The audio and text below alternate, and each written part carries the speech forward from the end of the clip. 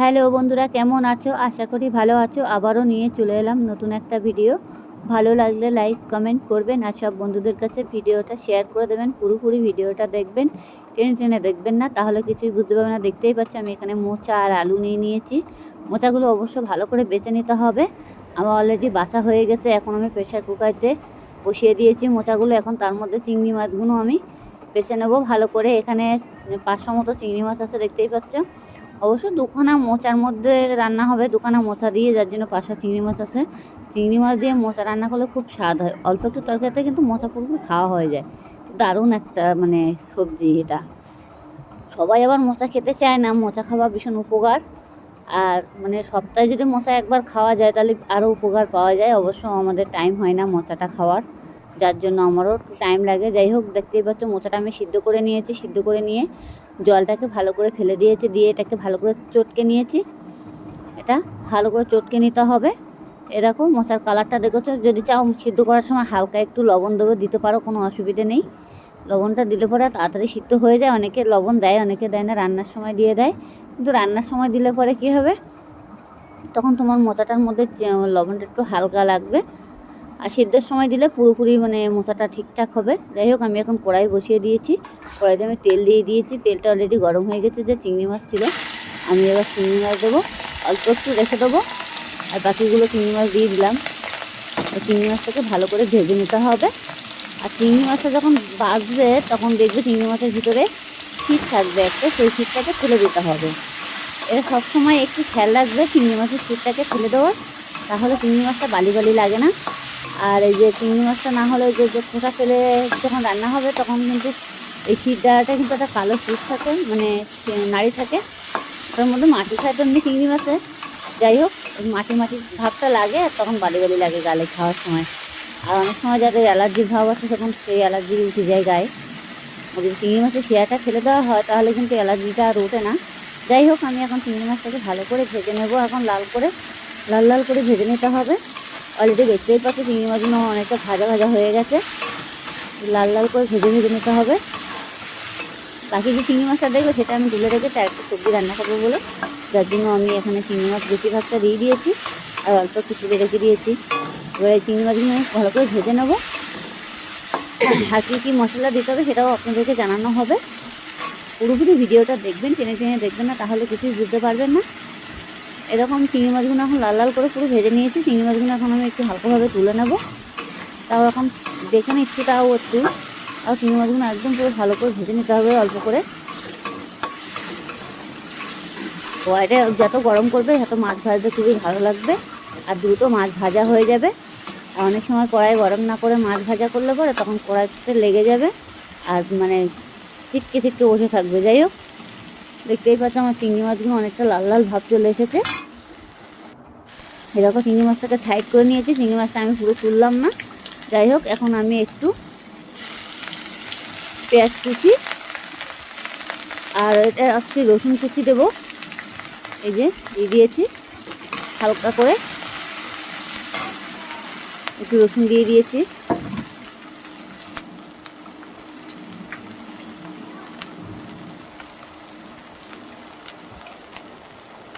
এবার একটু পেঁয়াজ দিয়ে দিলাম। আমার চিংড়ি মাছটা তোলার কোনো প্রয়োজন নেই। যাই হোক, এবার আমি কাঁচা লঙ্কা দিলাম। আপনারা যেমন লঙ্কা খাবেন তেমন দিতে পারবেন, কোনো অসুবিধা নেই।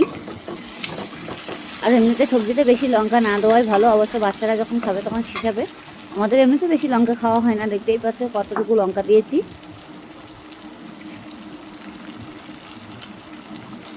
এবার ওই তেলে ভেজে নেবো। চিংড়ি মাছগুলো কিন্তু আমার এক সাইডেই উঠানো আছে, আমার তোলার কোনো দরকার নেই। আপনারা যদি মনে করবেন যে তুলে নেবেন, নিতে পারো, তাহলে কোনো অসুবিধা নেই।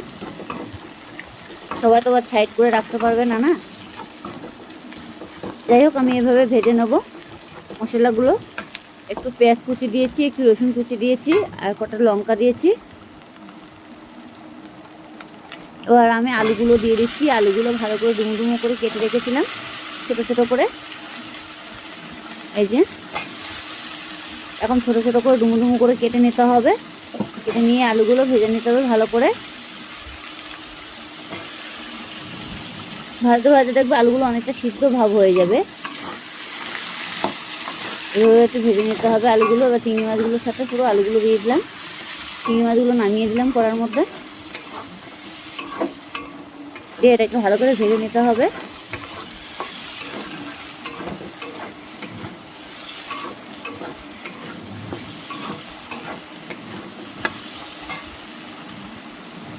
এবার আমি একটু টমেটো কুচি দিয়ে দেবো, একটা টমেটো দিয়ে দিচ্ছি, এই যে টমেটো দিয়ে দিলাম। মোচা এমনভাবে রান্না করতে হবে একবার খেলে বারবার খেতে ইচ্ছা করবে। ঘরে বসে অতি অবশ্যই চেষ্টা করুন মোচা রান্না করে। মোচা কীভাবে করবেন পুরোপুরি ভিডিওটা দেখে নিন, দেখে সেভাবে করুন, কিন্তু মোচার স্বাদই কিন্তু আলাদা। সব সবজি ছেড়ে মোচাই খেতে ইচ্ছে করবে। যাই হোক, আমি মশলাটা ভালো করে ভেজে নিয়েছি, নিয়ে এখন আমি এটাকে সবজিটা ভালো করে কষাই করে নিচ্ছি। একটু হলুদ দিয়ে দিচ্ছি,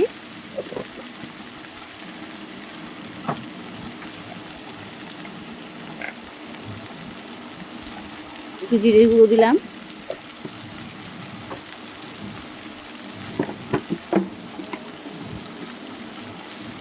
লবণ দিলাম, যেটুকু লাগবে লবণ সেইটুকু দিতে হবে, বেশি দেওয়া যাবে না, যেটি পুড়ে গেলে লবণ তখন ভালো লাগবে না। অল্প করে লবণ দিতে হবে, প্রয়োজন মনে হয় তখন পরে দিতে পারবে, কোনো অসুবিধা নেই। এবার আমি একটু হালকা চিনি দেব, এই দেখো চিনিটা দিয়ে দিচ্ছি,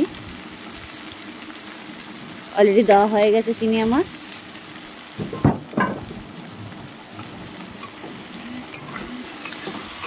এবার এটাকে ভালো করে নাড়তে হবে, গ্যাসটাকে আমি একটু লো করে দেব।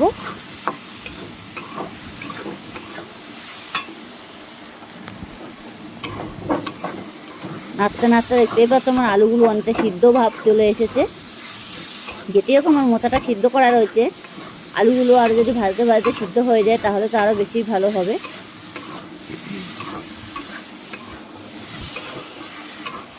সুন্দরভাবে কষাই করে নিতে হবে, একদম পুরো আলুগুলো পুরো ভাজা ভাজা টাইপের হয়ে যাবে চিংড়ি মাছের সাথে। হালকা একটুখানি জল দিতে হবে যাতে মশলাগুলো পুরো মানে সবজির মধ্যে হয়ে যায়। এই যে অল্প একটু জল দিয়ে দিচ্ছি, এটা কিন্তু ভাজার পরে দিতে হবে, আগে দেওয়া যাবে না, যেটি ওকে মোচাটা দিচ্ছি তো সেই কারণে অল্প একটু জল দিতে হবে হালকা পরিমাণে। এবার আমি মোচাটা ঢেলে দিলাম কড়ার মধ্যে। এবার মোচাটাকে ভালো করে নাড়তে হবে, এই যে সুন্দরভাবে নাড়াচাড়া দিয়ে।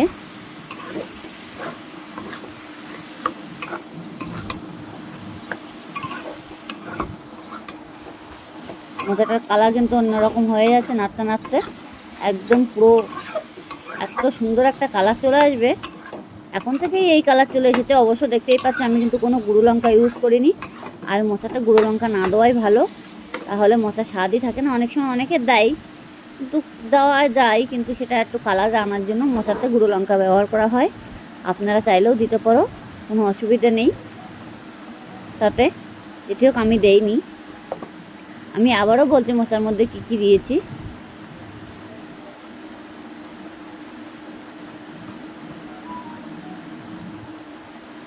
আমি একটু গরম মশলা দিয়ে দিলাম অল্প করে। মোচার মধ্যে দিয়েছি একটু পেঁয়াজ, একটু রসুন, কাঁচা লঙ্কা, জিরের গুঁড়ো, হলুদ, লবণ, হালকা পরিমাণ চিনি, এগুলো দিতে হবে। দিয়ে ভালো করে কষাই করে নিতে হবে। আপনারা চাইলে আলুটা আগে ভেজে নিতে পারো, কোনো অসুবিধে নেই। এটিও চিংড়ি মাছটাকে আমি ভেজে নিয়েছিলাম, নিয়ে চিংড়ি মাছটাকে ভাজার পরে তারপরে আমি মশলাগুলো চিংড়ি মাছটা সাইড করে দিয়ে মশলাগুলো ভেজে নিয়ে তারপরে আমি আলুটা চাপিয়ে দিয়েছি, দিয়ে আলুটাকে ভেজে নিয়েছি। আলুটা ভাজার পরে তারপর আমি মোচাটা ঢেলে দিয়েছি। মোচাটা এখন ভালো করে নাড়তে হবে।